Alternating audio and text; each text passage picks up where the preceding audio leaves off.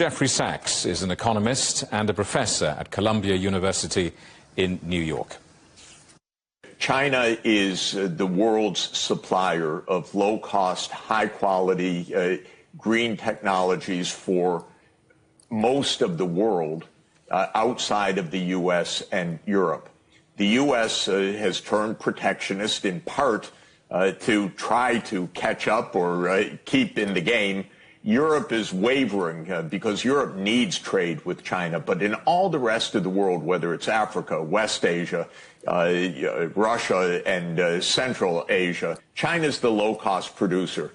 What happens in the U.S.? Probably protectionism against China. What happens in Europe? Probably a kind of midway. What happens in the rest of the world? China will be the competitive supplier. The US and European industry will simply say, look, the thing is, the Chinese heavily subsidize their EV industry. They do, don't they?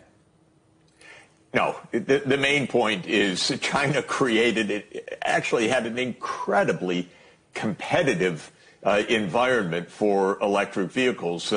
There were, until recently, a count of some 400 wannabe leaders in this sector.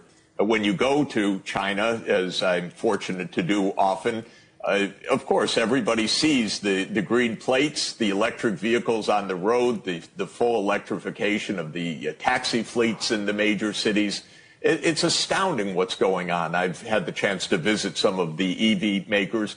This is just China's manufacturing prowess. Of course, it's a low-interest environment in China because China's a high-saving country. That's why interest rates are now lower than in the United States. That's not subsidization. That's economic management.